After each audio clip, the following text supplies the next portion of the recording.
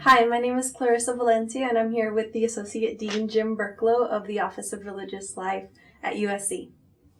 Hi, Jim. Hi, Clarissa. How are you? I'm great. Good. Thank you for being here, and this is going to be some fun talking about this project. Yeah, tell me about the project.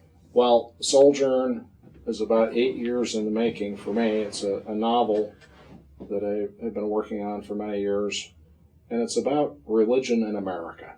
And it's about how American culture influences the world's religions as they come to the shores of this country, and also about the impact that the religions of the world have had on our culture.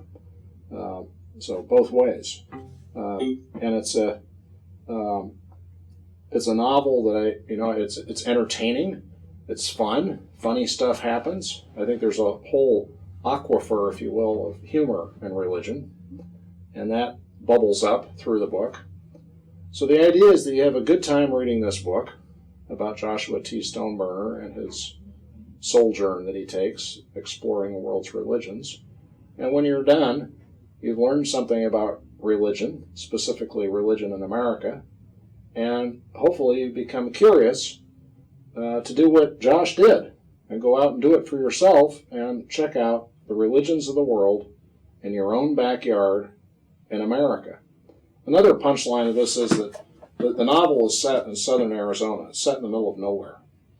And part of the agenda here is to get across the idea that you can live in the middle of nowhere in America, and still, within 100 miles or so, you can find pretty much all the world's religions being practiced by real people who you can visit and talk to and get to know, so that you can have an experience of the entire globe's religions, or at least some slice of it, all in your own backyard in America today, because this country has become so phenomenally religiously diverse.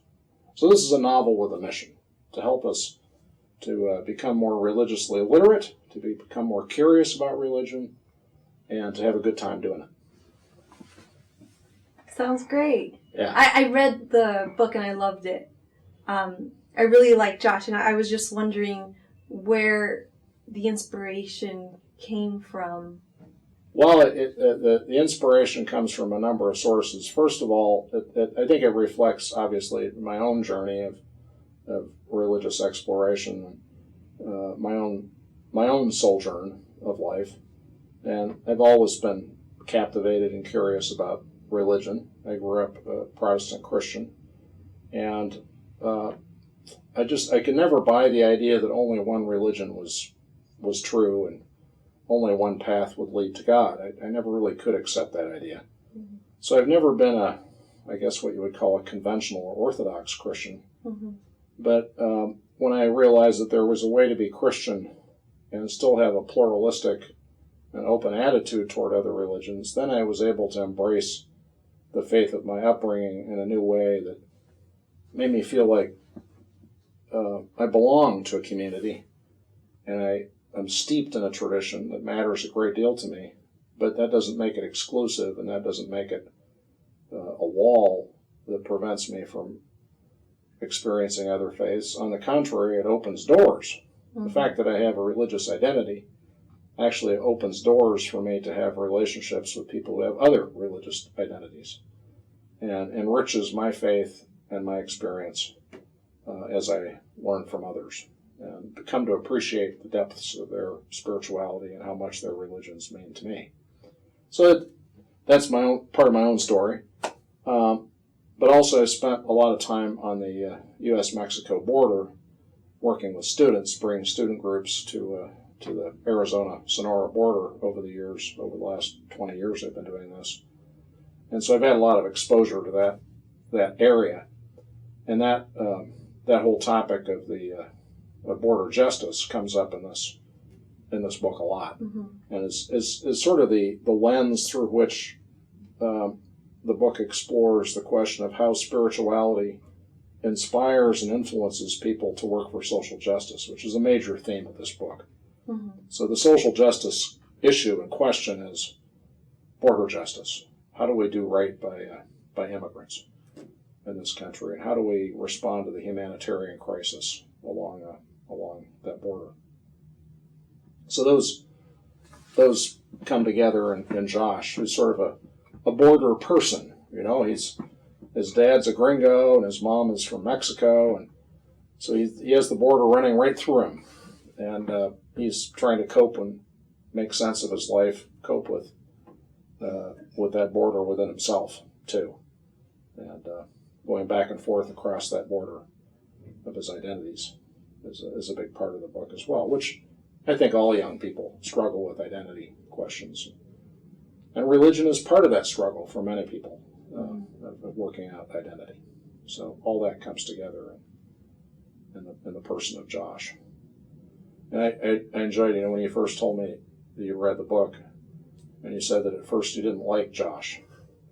And and maybe you could say a little more. I'll interview you at this point. Maybe you could say a few words about that, because that was actually intentional in the book, which I was happy when you told me that, because that was my goal. Well, mission accomplished, because I really didn't like Josh to begin with. But I think it's exactly what you're saying. As soon as that big social justice piece started really just bubbling up in him and started to kind of drive his search. Yes. That's when I was like, okay. Yeah. This I can relate to this character now, and I appreciate him now. So. Yeah, and that was intentional, because the journey he's on has levels and layers to it, right? So on the one hand, he's trying to make sense of the spiritual experience that he's had. Mm-hmm. It doesn't make sense to him. He wants to understand this vision that he's had, and to make sense of it, he feels like he needs to check out every religion he can find. So he's trying to learn about religion. That's one thing, but then there's growing in one's spirituality, which is not necessarily at all the same thing as knowing about religion, right? So it's when he begins to have an out-of-ego experience, shall we say, and when he begins to deepen in his spirituality to the point where he realizes it's about service to other people and an other focus other than himself, that he stops being kind of a jerk or an obnoxious teenager and starts sinking into another level of life and of being where he's focused on others and is focused on service. And that's a deepening of his spirituality that's happening parallel with his learning about other faiths. So he's starting to practice spirituality and live it, not just know about it. Those are very different things. Yes. Yes. Yeah, I really like how the book, I mean, it's accessible to anyone. Anyone can read it, any level, any background. But I like that it's kind of maybe geared towards young adults and college students. Yes. Yeah. And can you speak as to maybe why? Well, that might go without saying, because that's my job. Yeah. I work with university students, and I hear these questions and watch this kind of wrestling every day in my job, talking with students. And I love being part of this passage that students go through in their lives in their college years. Again, wrestling with questions of identity, religious and spiritual identity, being part of that, and deepening in their spirituality, going through a process of spiritual growth and development. And that happens in this book. That's what Josh goes through. So it certainly is a reflection of, it's based on my experiences with students a lot. At the same time, I think that there are universals here for anyone, any teenager through adult of any age, because I think we're always growing and changing, and there are a lot of adults my age who are just embarking on their souljourn, really. And so the journey that Josh takes is every man and every woman's journey, in some sense, of learning and spiritual growth, and discovery of how that leads to service and to social change. That's my hope. Yeah. But yeah, I think Josh makes an entertaining. He's an entertaining fellow. You know, he can be obnoxious at times, but that's part of what makes him fun as a person. And just rolling your eyes at him as you read the book, as well as laughing and crying with him, is helps us take that every man and every woman's journey with him.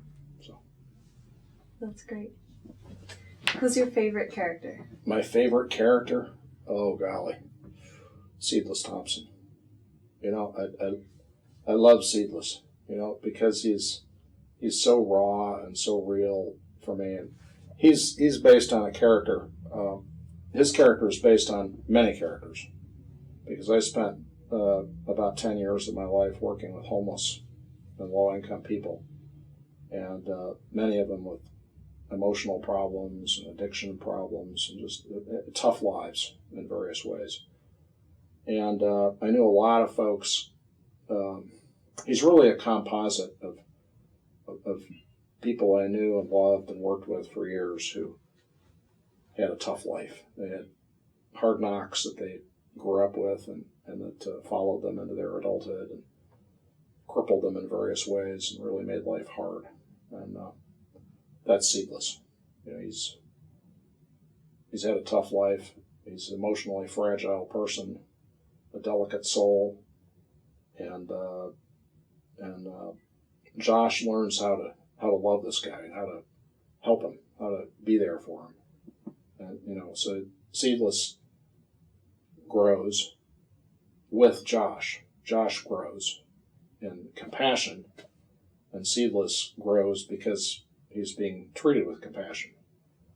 So I love, the book starts and ends with Seedless, because he's kind of he's the other. He kind of represents the otherness that Josh is growing into, an other orientation instead of self-orientation, the orientation to the other. And that's what Seedless Thompson represents. That's the character to whom he gives himself and transforms with his love and compassion. So I just feel, I have an emotional bond with him. Like I feel for and with Seedless, because I know a lot of people like him, a lot like him. Yeah. You wanted to love them, they can make you crazy. They're not easy people to be with, and yet, they needed you. They needed your service and your care and your attention. So that was Seedless. I found him a very endearing character. I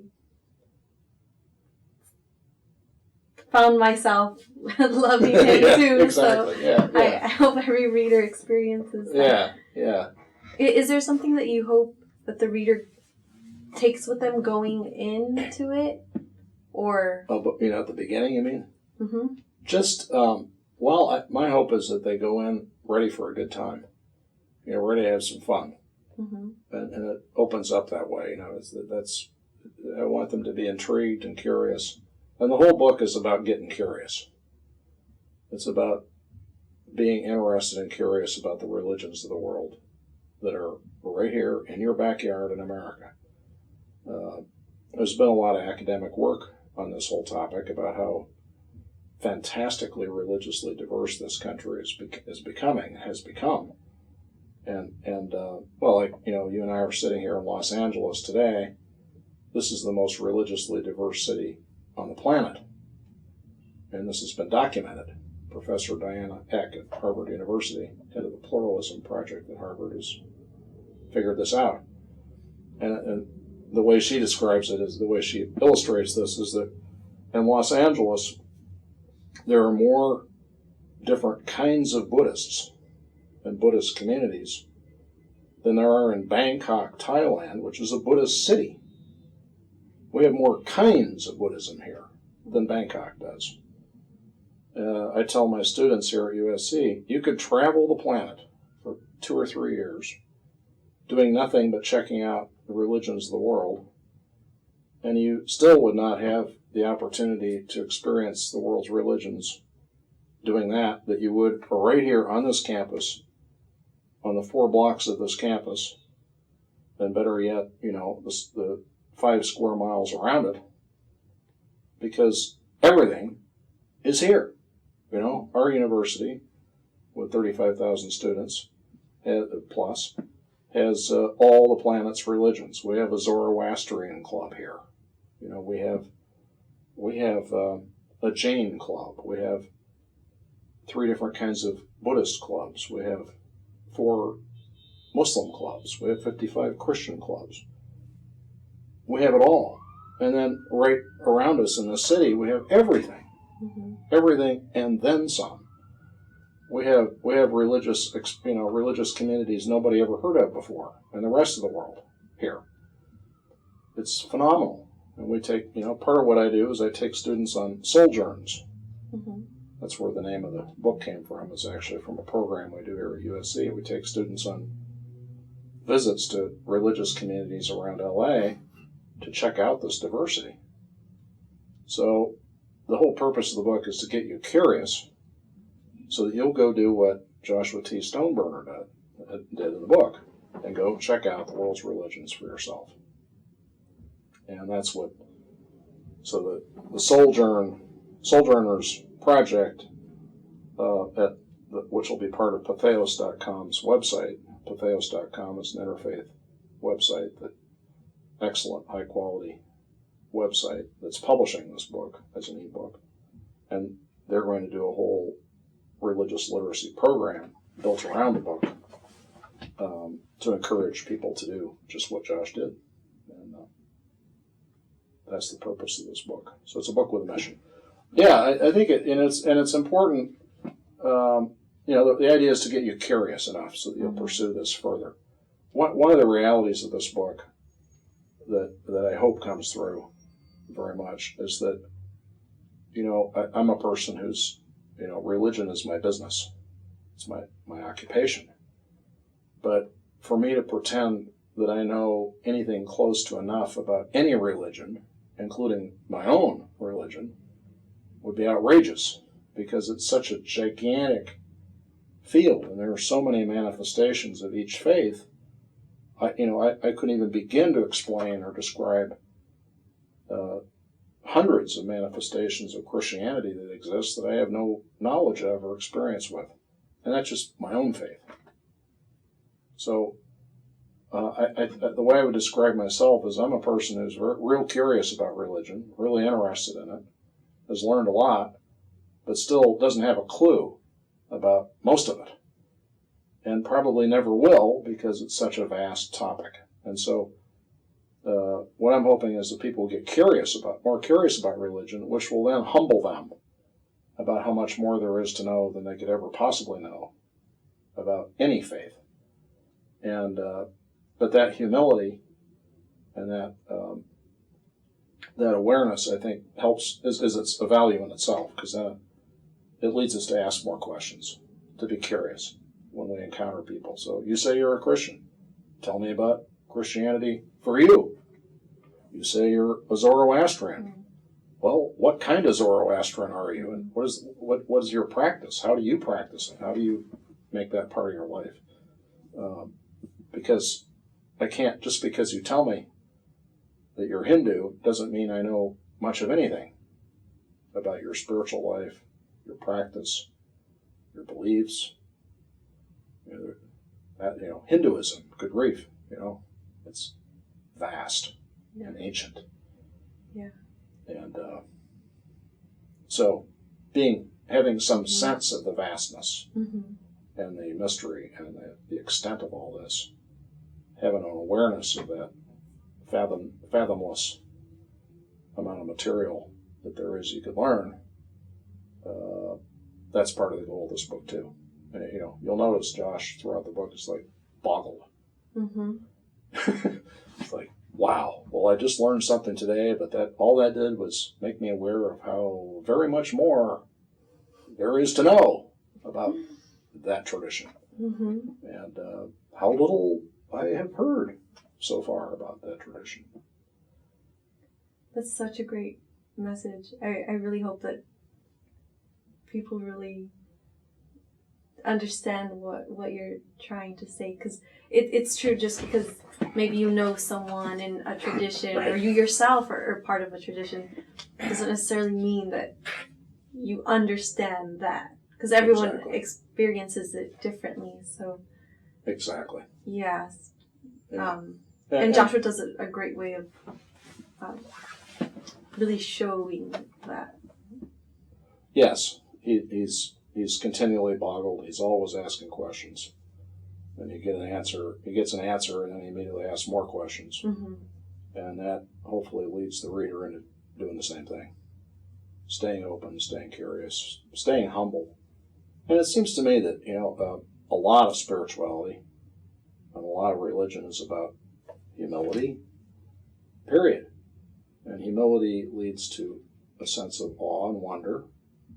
And awe and wonder leads to kindness. Because you're humble, then you're not claiming to be something more or better than other things and other people. You're in a humble, open state of curiosity and receptivity, and that leads to service and kindness and compassion and all the other great spiritual virtues. So I think humility is at the root of all of it, and the humility of asking a question. That's a beautiful thing that leads to other spiritual virtues, reverence and compassion.